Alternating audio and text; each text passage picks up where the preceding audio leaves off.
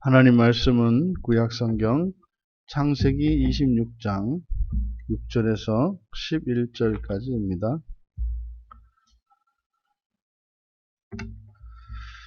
우리 같이 한 목소리로 함께 읽겠습니다. 이삭이 그랄에 거주하였더니 그곳 사람들이 그의 아내에 대하여 물으매 그가 말하기를 그는 내 누이라 하였으니 리브가는 보기에 아리따움으로 그곳 백성이 리브가로 말미암아 자기를 죽일까 하여 그는 내 아내라 하기를 두려워함이었더라.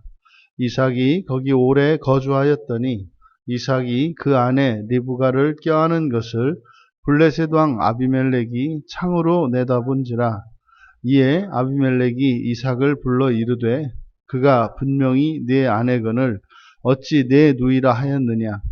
이삭이 그에게 대답하되 내 생각에 그로 말미암아 내가 죽게 될까 두려워하였음이로라. 아비멜렉이 이르되 내가 어찌 우리에게 이렇게 행하였느냐. 백성 중 하나가 내 아내와 동침할 뻔하였도다. 네가 죄를 우리에게 입혔으리라.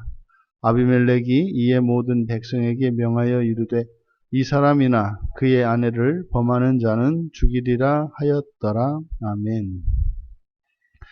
이삭의 순종과 거짓말이라는 제목으로 함께 은혜를 나누고자 합니다.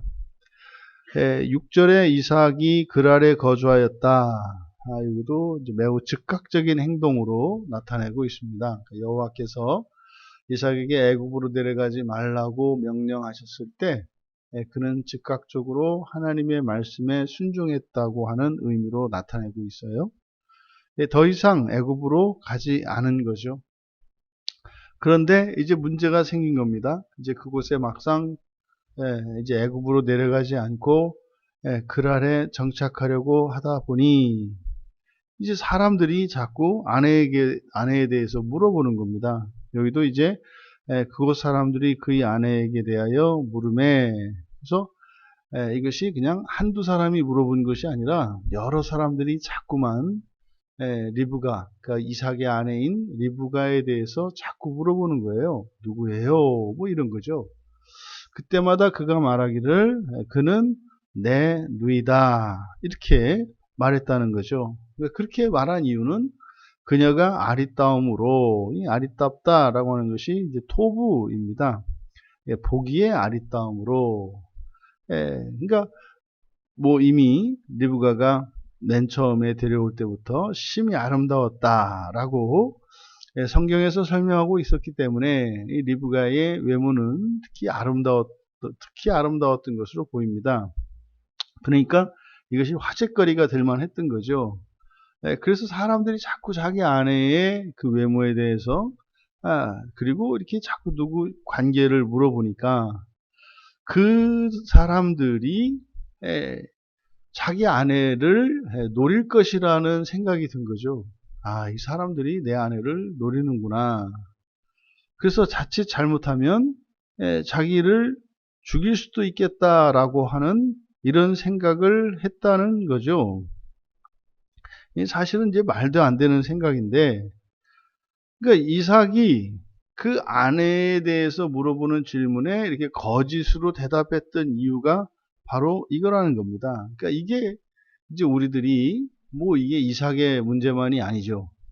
우리들이 다른 사람이 어떤 의도를 가지고 있지 않음에도 불구하고 우리가 그런 의도를 가지고 있는 것으로 잘못 해석하는 경우가 너무나 많죠. 눈에 보이는 것으로 우리들이 판단하니까 말이죠. 그러니까 이 세상이 그리고 사람의 마음이 얼마나 부패하고 오염되었는가를 우리가 알 수 있는 겁니다. 그래서 사실상 하지 않아도 되는 생각을 이삭이 하게 된 거죠. 그리고 또 그 그랄 사람들은 뭐가 그렇게 궁금해서 이삭에게 그 리브가에 대해서 자꾸 이렇게 물어보는 겁니까? 그럴 필요도 없는 거지 않습니까? 하지만 그러면은 사실 그렇게 목숨이 위협될 정도로, 그러니까 그래서 아리따다 할 때 토부라고 했는데 토부는 성경에서 선을 나타낸단 말이에요. 선하다. 그러면 이 선조차도 화의 원인이 될 수 있는 세상. 그죠? 아름답기 때문에 그것이 나에게 아름다운 토부가, 예, 자칫 잘못하면 목숨을 잃을 수 있는 악이죠. 악이 될 수도 있는. 그러니까 선한 것이 악이 될 수도 있는. 그러니까 하나님은 악한 것을 선한 것으로 바꾸시는데 이 세상은 선한 것을 악한 것으로 바꿔요. 이게 이제 철저한 세상의 타락상을 나타내는 것인데, 그러면 떠나야 되지 않습니까?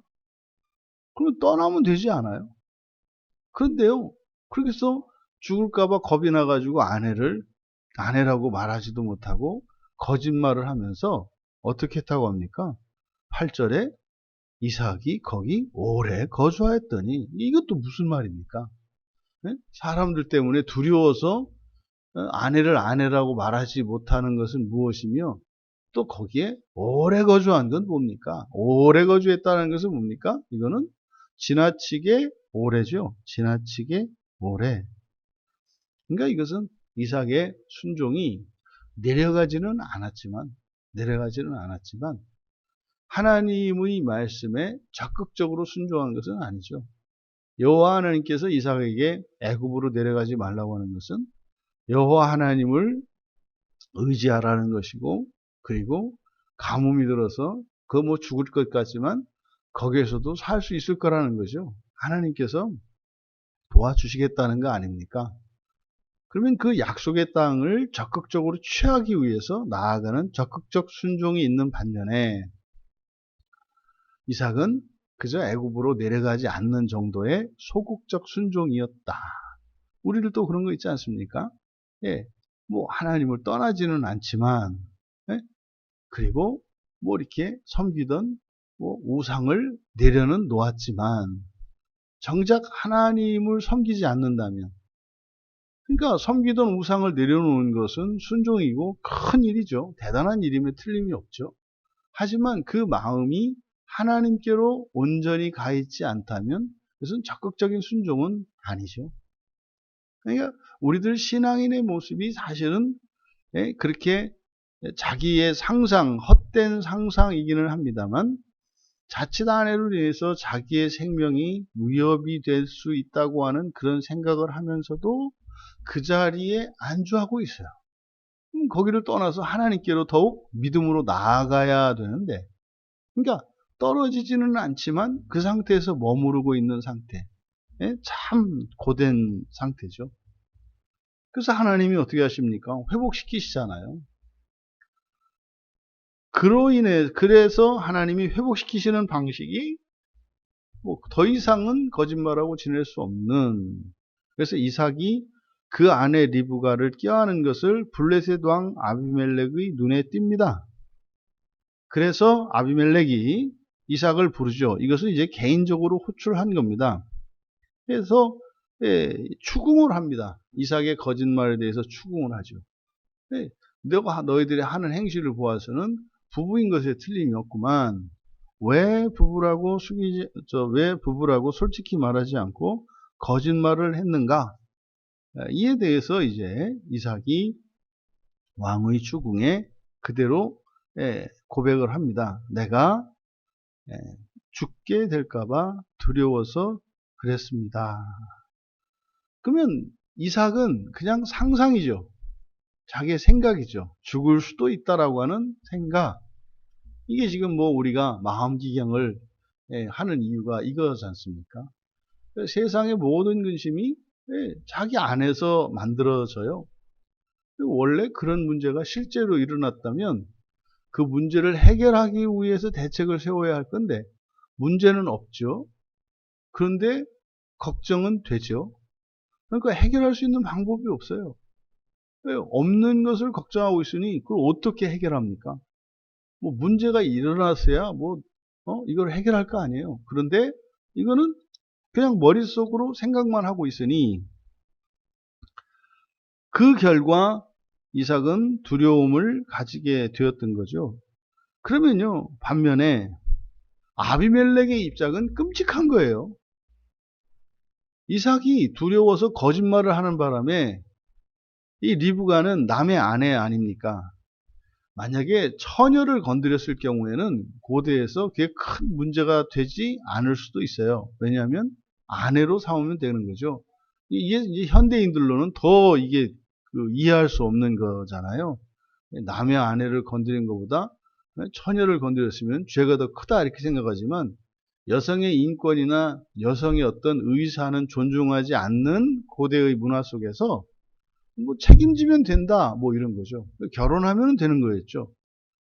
근데 남의 아내 된 여인을 건드리는 것은 이거는 달라요. 이거는 죽임을 당해야 하는 겁니다.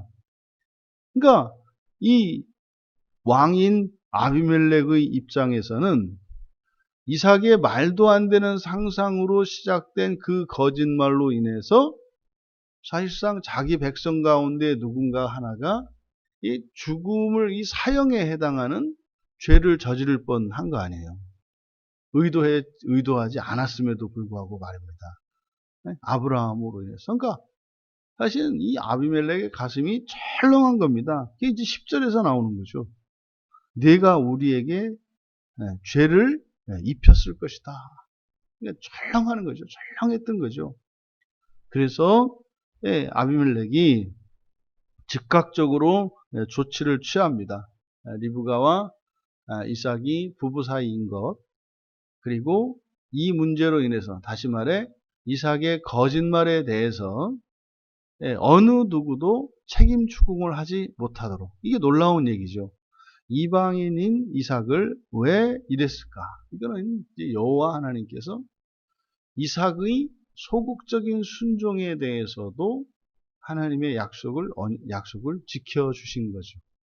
그러니까 소극적으로 순종했는데도 불구하고 또 더더군다나 범죄했음에도 불구하고 그 소극적 순종이 원수로 여겨야 할 아비멜렉이 그에게 자비를 베풀게 하시는 하나님의 은혜가 있었던 거죠. 그러니까 지금 여기에서 하나님의 손길이 우리에게 보이는 겁니다.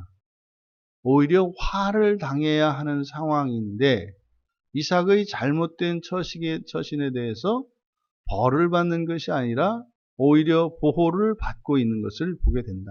그러니까요, 하나님께 소극적으로라도 순종하는 이것이 우리들의 이런 잘못과 이런 실수들을 덮어주시는 하나님의 그 은혜가 있다는 것을 알게 돼요. 그러니까요, 한 신자가 예수를 믿고 세례를 받고 교회에 나와서 예배를 드리는 것 그 자체가 적극적으로 그것을 위해서 복을 누리는 것보다도 사실은 그에게 일어날 이런 화들을 막는데 굉장한 도움이 되고 있다는 사실을 우리에게 가르쳐 주는 거죠. 네, 이삭의 입장에서는요, 뭐 원래대로 사는 거일 수 있어요. 그런데 자기가 한 짓이 있잖아요.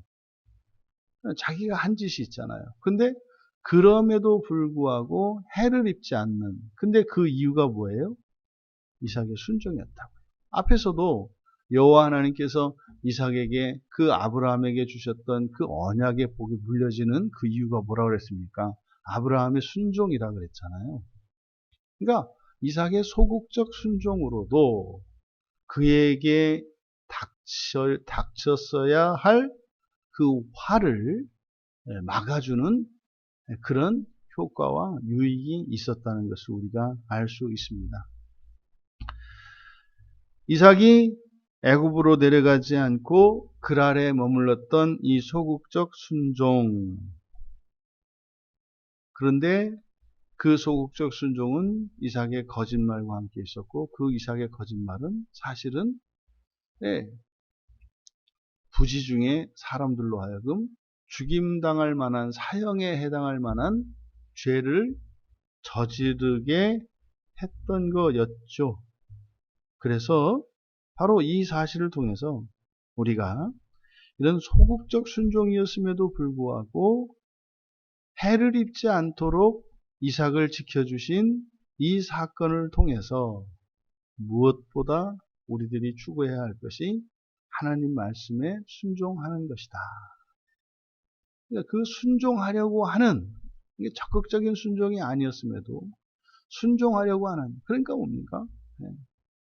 하나님께서 금하신 이러한 악을 행하는 일에 자제하는 것, 소극적 순종이죠. 그것만으로도 사실은 감당할 수 없는 하나님의 은혜를 입는다는 사실을 우리가 알 수 있었습니다. 이렇게 적극적으로 하나님을 거스르고 하나님께 대항하지 않고 소극적 순종만 나아가더라도 하나님께서는 반드시 이삭을 또 이렇게 소극적 순종에 머물러 있는 그 신자를 그냥 내버려 두는 것이 아니라 적극적으로 순종할 수 있는 길로 가도록 하나님께서 환경을 통해서 인도해 주신다. 그러면 이끌림 받을 수 있죠. 그래서 하나님의 모든 말씀은 선합니다. 하나님의 모든 명령은 선합니다. 이것이 우리가 기억해야 할 일이고, 그러함에도 불구하고 우리가 하나님의 뜻을 따라 적극적으로 하나님의 말씀을 기뻐하며 살지는 못할지라도 그것이 절대적인 선인 것을 기억하고 그 말씀을 따라 살고자 할 때 우리가 그렇지 못하면 즉각 회개함으로 또 하나님의 은혜를 구함으로 그렇게 성령의 인도하심을 따라서 구원의 길로 하나님께서 인도해 주실 것을 믿습니다. 혹시라도 우리들의 마음속에 하나님의 모든 말씀 가운데 그 어떤 것을 내가 받아들이지 못하고 있고 또 그 악을 그대로 용인하고 있다면 그것으로부터 벗어나고자 하는 소원과 그 열망을 가지고 하나님의 은혜의 보좌 앞으로 나아가 하나님께서 나를 거룩하고 온전케 하여 주시기를 구하며 살아가심으로써 우리가 이 세상을 살면서 겪어야 할 화들을 면할 수 있는 그런 바른 신앙인의 누릴 수 있는 그 유익을 누리며 살아가시기를 주님의 이름으로 축복합니다. 존귀하신 하나님, 거짓말로 인하여 크게 화를 입을 뻔하였던 이삭이 화를 입지 않았던 것은 소극적인 순종으로 말미암은 것임을 가르쳐 주셨습니다. 성경에 기록된 하나님의 모든 명령들을 절대적인 선으로 믿고 그렇게 그 말씀을 따라 살기로 결단하고 그것을 기뻐하지는 못할지라도 하나님 말씀에 불순종하는 것을 불편해하고 싫어하며 하나님의 은혜를 구하며 살아갈 때에 사단 마귀의 권세가 우리 인생에 일으키는 불행과 화를 막아주신다고 하는 놀라운 삶의 지혜를 얻게 되었습니다. 하나님 말씀이 순종함으로 우리에게 복이 될 뿐만 아니라 소극적으로 순종하는 것만으로도 우리의 삶에 화를 막아주시는 것임을 깨닫게 하였사오니 사랑하시는 주의 백성들의 삶에 불행과 화가 미치지 않도록 은혜를 내려 주시옵소서. 감사하며 예수님의 이름으로 기도하옵나이다.